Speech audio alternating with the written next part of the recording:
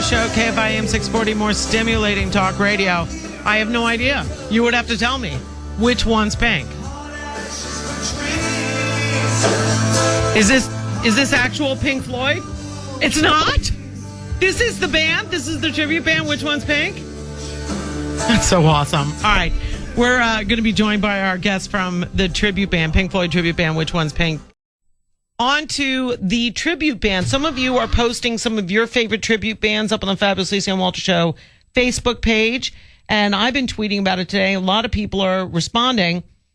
I know that they're popular. I always enjoy seeing tribute bands, but now there's a TV show on Access TV, that's AXS.TV, called The World's Greatest Tribute Bands, and the episodes run on, I guess, Monday night, and the one tomorrow night features the Pink Floyd tribute band, Which One's Pink? And Dan Johnson of Which One's Pink is in studio with me right now. Hi, Dan. Good afternoon. How are you? Oh, I'm just doing fabulous. Well, thank you. And I know that you are just back from a gig today. Just came back from India. That's correct. Last night, we played a show, Which One's Pink, in India at the Rock Yard at the Fantasy Springs Resort and Casino. And it was 111 degrees when we loaded in the gear. Oh, wow. But fortunately, we didn't start playing till the sun went down, so it was about 101 when we started playing. Oh, so it didn't get that much, the conditions didn't lighten up for you that much. You're pretty suntan, I have to tell you. It was a dry heat. Oh, yeah, sure. Although we liquided it up on stage with a few beers. And I was up all night basically gambling, and we drove in just in time to make it here to the show. So if I sound a little crispy, I am. Well, no, you're not crispy. You have a great deep voice, which I guess you utilize as the sound effects, special effects, vocal effects guy for Which One's Pink. Well, that's a complicated title. Actually, to shorten it up, I am simply the lunatic. Oh, okay. That's much quicker. So, and now let me ask you this, because obviously what I'm interested in is how these bands come together. Who has the idea? Is it basically a natural I'm saying transgression, and that's sinning, and that's not what I mean at all. It is a transmutation, a process where a group of guys who really love Pink Floyd and jam and maybe played in bands when they were younger. And I mean, you have a real gig. You're an attorney, right? That's correct. Okay, so it's not like this is your job and you travel the country doing only Which One's Pink. These are a group of guys who really are good at doing Pink Floyd music that decided to make this part of their life. I think if you looked at any of the excellent tribute bands that are throughout Southern California, the stories would be very similar in the sense that it starts out with people who just love a particular band. Led Zeppelin, Black Sabbath, Queen, Elton John, Alice Cooper. And then they sit down and say, hey, I love this music and I'm a musician. Let's get together and find other like-minded people and jam. Mm-hmm. And that's how it starts. You just in a garage band, but right. Like a grown-up version of it. That's exactly right. No one's sitting down, I don't think, and says, hey, there's some money at the end of the rainbow here. Let's put together a band. I think it all starts from passion and love for a particular act. I know that's how Which One's Pink started, because I put this band together, even though I'm not a musician, with another lawyer. Okay, so this was your baby. This is your brainchild. That's right. Oh, wow. Okay. And now, since you're the lunatic, you're the guy doing some of the fun vocals and things like that, and you're obviously singing too. It's not like you said, hey, I just want an excuse to get out there and play drums or play guitar. You just love this band, a passion for Pink Floyd.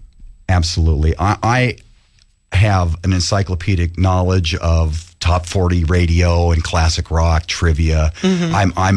I have all the passion for music and none of the talent. That's hilarious. I believe that's probably not entirely true, but I think it's fun that you say it.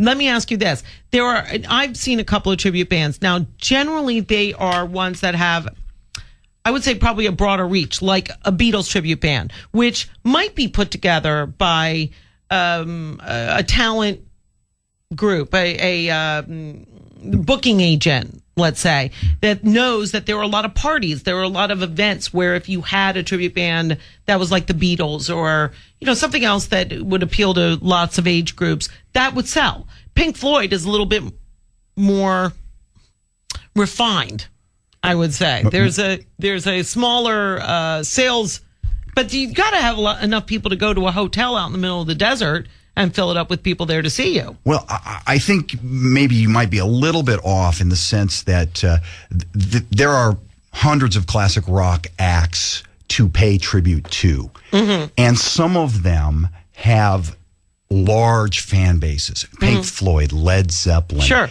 Van Halen, right. the Beatles. Right. And some of them are maybe don't have as big of fan base. Let's say Styx or REO Speedwagon. Right. Rush. Very fine bands. Right. Rush. Well, there's a lot of Rush tributes. But yeah. in terms of drawing power, what you find is there are young kids in high school, junior high, early college. They're listening. They got that musical knowledge from their parents, but they're never going to get to go see original Pink Floyd. So... Right, and some of those bands have credibility, musical credibility with young people. REO Speedwagon, unfortunately, as good as they were, you don't see a lot of 15-year-olds wearing REO Speedwagon shirts. Right. But you do see a lot of AC/DC. You see a lot of Led Zeppelin, a lot of Floyd. Why is that? I just think it's like Mozart or Beethoven. Mm-hmm. You know, as classical composers are probably higher than Haydn and Rachmaninoff. I gotcha. It's just a level. Right. And there's a broader appeal. Uh-huh. And Pink Floyd's one of those. Yeah. Oh, absolutely. And I think, no, what I meant by the fact that there might be people putting together tribute bands for let's say the Beatles or whatever is because they know they can book them at anybody's bat mitzvah.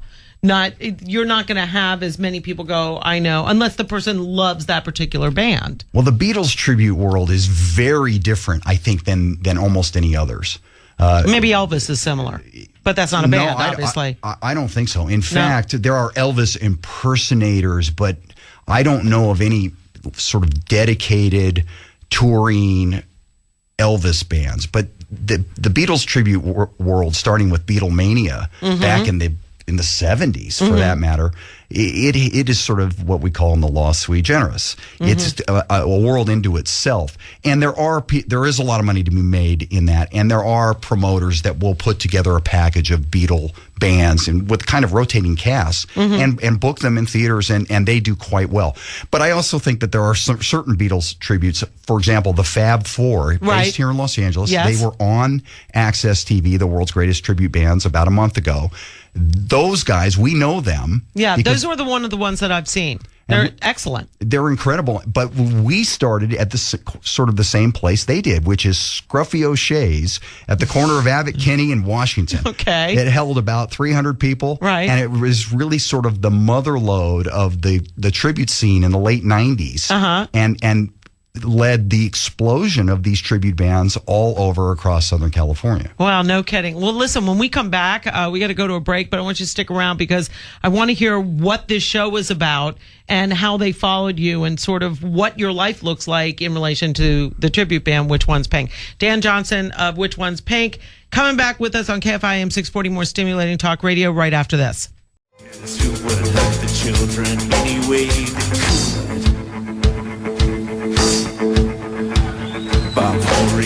Lisa Ann Walter on the fabulous Lisa Ann Walter Show, KFI AM 640, more stimulating talk radio. All right, which one's that? That's Which One's Pink too? That's you? That's a lunatic. Dan Johnson of Which One's Pink, going to be featured on Access TV's World's Best Tribute Bands tomorrow night with his band, Which One's Pink. And I am just now hearing that it's live. It's all the way live.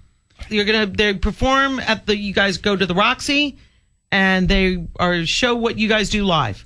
That's exactly right. We are going to set up our gear, and when 8 o'clock rolls around, the red light goes on, we are playing live. There's no overdubs. There's no opportunity to fix any mistakes. Wow. And that's awesome. I love that because you're absolutely right that people would say, oh, they added vocals. You know, it doesn't really sound like that. They just put that in. Sure. From time to time, people will say, hey, you guys sound too good. You must be tracking in pre-recorded material. Right. And that's just not the case. Wow. That's awesome. And so is it 8 p.m. Pacific time? That's right. 8 p.m. Pacific, 11 p.m. Eastern. In fact, we're in the process of trying to set up parties on the East Coast where people will go to a nightclub to watch the show live. Sure, why not? Right. And in this case, kind of free even. Sure. You don't even have to pay the cover charge. For the club, it's perfect. You can actually put a band up for an hour without having to pay the band. Yeah, exactly. No electricity, nothing. Access TV can be found where? Where do people find that? Well, Access TV, unfortunately, they're not on Time Warner Cable, which is my cable system. Well, guess what? Time Warner Cable only has a portion of what it's supposed to show too. It doesn't have any showtime. Yeah, maybe we can have someone call in and tell me what's happening on Dexter because I've missed the last couple of episodes. But Access TV is on Direct TV. Channel 340, it's on the Dish Network, Channel 167. It's on ATT Uverse, Channel 1106. And, great. And other cable systems have it. I think it's on Verizon Fios, for example. That's fantastic. Now, did you ever see this as part of what you are going to be doing at this stage of your life when you put together this tribute band? Oh, I'm going to be on TV and doing my thing. When we put this band together, we had very limited vision about what this would become. All we thought was, we love this music. Let's go play some Pink Floyd. Hey, maybe we can book a show and see what it's like. I had seen a Queen tribute band called Sheer Heart Attack. And there's another one that somebody just put up on our page called Queen Nation that they love a lot and say that the person who does Freddie Mercury is unbelievable. Yeah, Greg Finsley, he's fantastic, and Sheer Heart Attack is defunct at this point. They evolved, and their singer moved back east and was in a theatrical production of some kind. I think Joseph and the Amazing Technicolor Dreamcoat. And this shows you the level of talent that is involved. But the idea that Which One's Pink was going to play a show at the House of Blues, let alone be on national TV, completely beyond our wildest imagination. Wow. And they play all the music for the tribute bands on this show, play all the music of the band, whichever band they're doing. Said Van Halen was one of them, right? Right. How do they license it? That's got to be expensive. I'm not sure exactly how they do it. I think they have... Because Mark Cuban is backing Access TV, that's why. Well, I think Mark Cuban does have deep pockets. He keeps paying fines to the NBA for his behavior. So. Somebody else says that their favorite tribute band is the Joshua Tree, a U2 tribute band. Hell's Bells, all-female AC/DC tribute band. Well, there's a very interesting phenomenon of all-female tributes to male bands. Right. The Iron Maidens, for example, will be on the World's Greatest Tribute Band show, I think in a couple of weeks. And there's one that's an all-female Led Zeppelin tribute band that somebody sent me a link to, I think When the Levee Breaks. And it's one of my all-time... We have that, don't we, Care? I'll have Carrie pull it. It's great. They're awesome. Well, I've heard of several of those. I think one is called Les Zeppelin. Oh, my goodness. And they're fantastic. There's a couple here in the Los Angeles area. And it's amazing to see the Iron Maidens.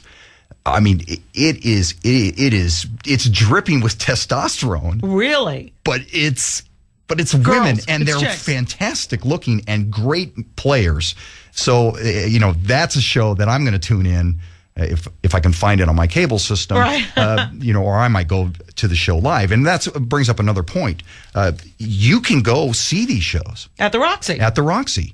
And all you have to do is go to the Roxy website, which I believe is called theroxyonsunset.com, and click on their calendar, and it'll show you which of these bands are coming up, including ours. And I understand that there's some tickets being released right now in conjunction with this radio appearance. Hey, can we get two to give away to some listeners? I'm sure that's no problem whatsoever. All right, you text somebody because we got to go to break right now. Dan Johnson of Which One's Pink playing tomorrow night at the Roxy, 8 p.m. Pacific time. You can see it on Access TV. We're going to try to finagle a couple of tickets. We'll give them away to a listener. Why not? No problem. 2 tickets at the Roxy. If I can't provide that, what good am I? Yeah, none. No, you're great. I love that there are people that are big fans, passionate fans of music, as I am. Those of us who grew up loving the bands. We talk about it a lot on this station. There's concerts that we went to, and you're keeping it going. That's great. Thank you. I appreciate that. All right. Thank you. Oh, you're entirely welcome.